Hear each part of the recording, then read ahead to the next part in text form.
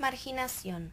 La participación del habitante y el rol del arquitecto en la producción de la vivienda social. ¿A qué nos referimos cuando hablamos de marginación? Según la RAE, es la acción y efecto de marginar a una persona o a un conjunto de personas de un asunto o actividad o de un medio social, siendo marginar, excluir, segregar, negar, entre otros.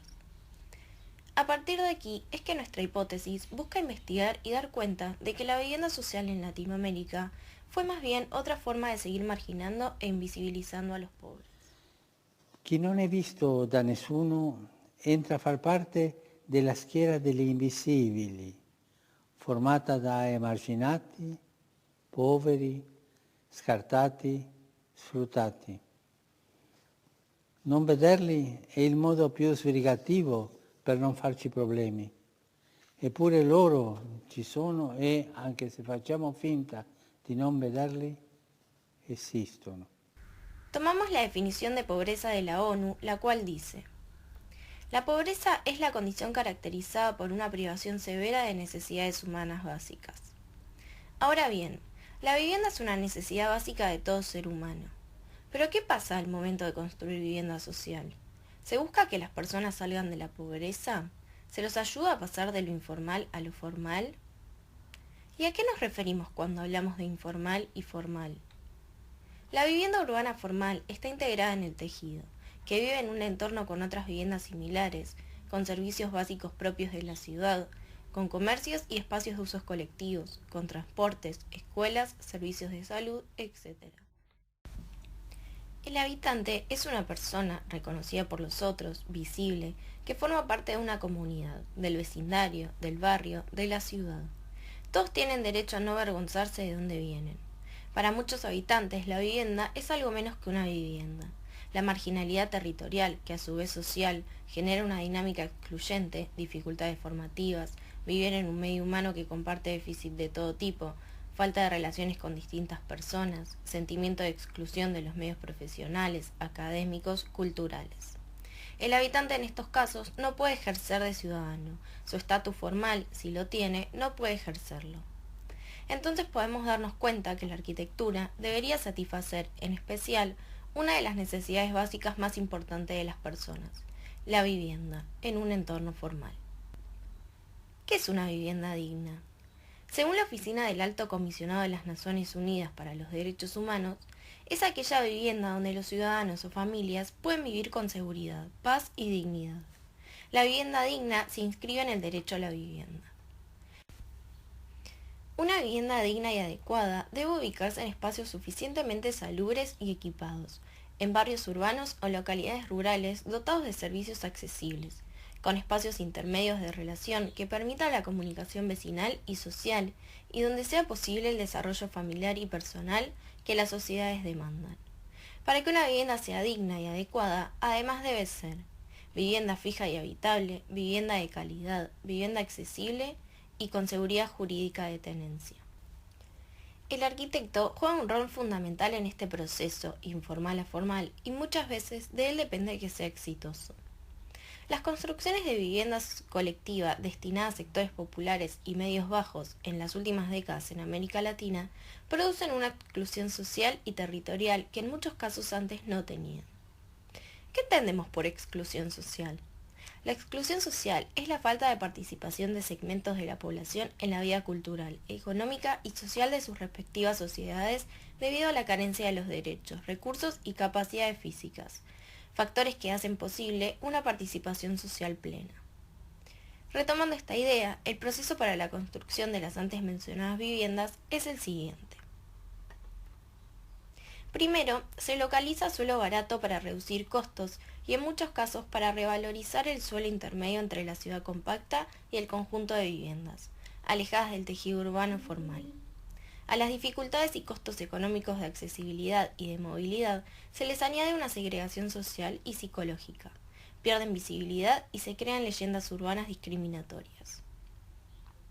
Segundo, la población no participa para nada en la concepción de las viviendas y de su entorno. Los arquitectos, tanto públicos como privados, no discuten con la población sobre los servicios y equipamientos. Los promotores y los constructores prescinden de la estética y del espacio colectivo convivencial. Se utilizan materiales inadecuados, de mala calidad. El resultado es un producto que no se corresponde con las necesidades de la población y casi siempre presenta un fuerte déficit de servicios básicos. Tercero, no se prevé la dinámica social y demográfica y los cambios de actividades y comportamientos. La rigidez de las construcciones no permite la adaptación progresiva de la población y de las viviendas y su entorno. Ello conlleva una degradación rápida del conjunto y provoca que una parte de la población instalada las abandone. Se genera entonces el círculo vicioso de la exclusión. Se quedan los más vulnerables o excluidos y llegan los que están en situaciones similares o en una situación peor. En cuarto lugar, en muchas de estas operaciones, el financiamiento a la larga es un problema y un factor de inseguridad de los habitantes. En algunos casos, los subsidios que reciben los habitantes deben devolverse mediante cuotas de sus ingresos. En otros casos, los que logran adquirir la propiedad se endeudan con los bancos. Ya ha pasado 4 años y en verdad nosotros sí queremos cancelar nuestros apartamentos. Y hasta ahora no tenemos respuesta de eso, pues. En la última semana el gobierno de Nicolás Maduro y la oposición se enfrascaron en una agria disputa por la vivienda popular, creando confusión en la población. Algunos habitantes temen perder su casa porque creen que la oposición privatizará el proyecto social. Otros, al contrario, que al fin tendrán el papel que diga que es suya. Quinto, los conjuntos de vivienda social devienen frecuentemente en guetos aislados respecto a la ciudad compacta y cualificada. Se produce en estos casos el círculo vicioso de la pobreza. Los que pueden, los que mejoran sus ingresos o tienen lazos más sólidos con la ciudad, abandonan la vivienda y se trasladan a un lugar considerado mejor. Y las viviendas desocupadas las ocupan los de más bajos ingresos. El resultado es que la exclusión territorial, social, económica, cultural y política se acentúa y cada vez más es casi imposible generar movilidad social ascendente. La mixtura social es necesaria para el progreso de las personas y de los colectivos pobres o de bajos ingresos y bajo nivel cultural. ¿A qué nos referimos cuando hablamos de mixtura? Mixtura significa combinación, composición, incorporación o estructura de varias cosas, objetos o elementos de un carácter mixto. Pero como criterio más general, la mixtura social es la garantía de la vitalidad urbana, de la diversidad de actividades y de comportamientos, de las relaciones no programadas. En resumen, el fin de muchas políticas de vivienda social no tiene como objetivo principal el bienestar de la población y el derecho a la vivienda, sino el negocio privado y la complicidad de la política pública. Terminado. Que las ciudades están hechas para la burguesía, donde no hay espacio para el pobre, donde no hay espacio para el pueblo. Entonces nosotros hemos impulsado esta lucha para decir, bueno, que dentro de la ciudad cabe otra ciudad, pero también cabemos el pueblo, los pobres, los jodidos de la ciudad, que venimos a esta ciudad y somos los que damos toda nuestra fuerza de trabajo, nos mercantilizan, nos explotan y lo que se lleva la riqueza, las grandes empresas privadas, las constructoras privadas.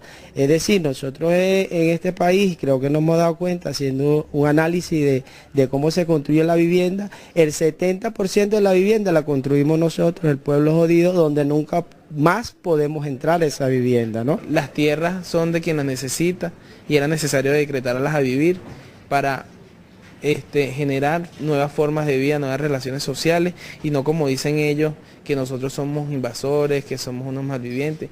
Invasores son los imperios.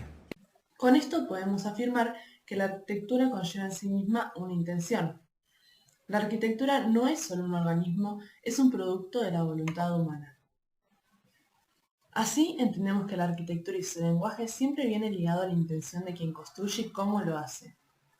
El significante es la representación de una idea o pensamiento que constituye el significado.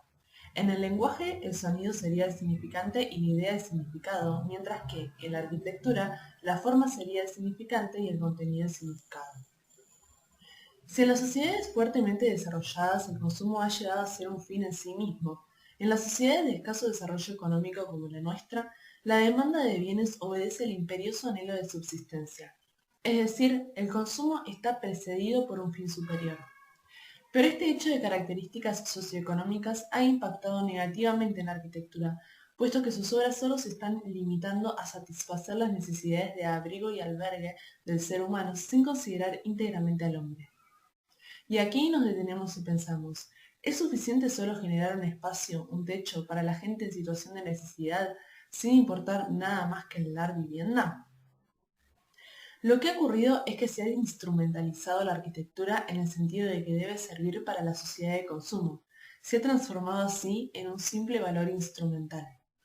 La creciente demanda de vivienda se está satisfaciendo mediante construcciones masivas y estandarizadas, donde solo interviene el lenguaje de la técnica y la mecanización, sin ningún respeto al hombre que lucha por conservar su individualidad. ¿Qué significa que una vivienda sea estandarizada? El término de vivienda estandarizada se utiliza para referirse a la vivienda modular repetitiva ejecutada por un desarrollador, que consiste del diseño y planificación para su producción en masa. Esta producción disminuye el costo de construcción en un objeto más fácil de consumir por los individuos. Este modelo doméstico se ha convertido en una fórmula que crea una estandarización completa de una comunidad o edificio donde el anonimato de estos espacios pasa a ser la característica principal de este tipo de desarrollo. Ahora bien, nos preguntamos, ¿son buenas las condiciones de vida aquí? ¿El habitante se siente cómodo de estar en una casa que es igual a la de sus vecinos en un terreno alejado de la urbanización, aún sabiendo que esta nueva vivienda tiene servicios mejores que los que poseía antes? Una geometría ordenada da la impresión de que la entidad constructora tiene control. Si esto es intencional para demostrar la autoridad del Estado o subconsciente copiando imágenes de libros de arquitectura, los gobiernos y las organizaciones no gubernamentales prefieren ver esta expresión de su propia racionalidad en los edificios. Partiendo de este punto, este conjunto de tipologías denota cierta relajación de la autoridad, o provocan ciertas dudas de la respetuosa legitimidad en la distribución de recursos que no están sujetos a cuidadosos procedimientos burocráticos de contabilidad. O sea que estamos generando espacios solo para satisfacer un fin último de albergue, sin pensar en que cada persona habita su espacio de manera distinta. Hay diversidad en la población y eso no excluye a los pobres. Pero a la hora de generar vivienda social se termina estandarizando, construyendo sin pensar en el habitante como una persona individual, distinta al resto. Se las margina, se las agrupa como si todas fueran iguales, como si todas tuviesen los mismos proyectos de vida, y se les da una vivienda que a la vez son incapaces de habitar. ¿A qué nos referimos con individualidad? Según la Real Academia Española, es la cualidad particular de alguien o algo por la cual se da a conocer o se señala singularmente. Y si hablamos de individualismo, según la Real Academia Española, es la tendencia a pensar y obrar con independencia de los demás, o sin sujetarse a normas generales, que defienden la autonomía y supremacía de los derechos del individuo frente a los de la sociedad y el Estado. Los vecinos ayudan cuando no, debo hacerlo sola. Gladys, su nieto y toda su familia viven en el tercer piso de una de las viviendas creadas en los años 90 para los más pobres. Bajos de Mena, en Puente Alto, se convirtió en un claro ejemplo de cómo los gobiernos en democracia trabajaron las políticas forjadas en dictadura. Juntaron a los más pobres con personas más pobres aún. Esto no creo que pase para el barrio alto. Esto pasa aquí nomás. Hay que estar aquí para saber que todos no somos iguales. Entonces, ¿qué sugiere el arquitecto al realizar viviendas estandarizadas alejadas de la urbanización? ¿Quiere realmente ayudar a que el pobre deje de serlo? Según Humberto Eco, el arquitecto que se enfrente con un repertorio de significados en el momento de crear sus significantes para construir signos arquitectónicos puede asumir tres actitudes.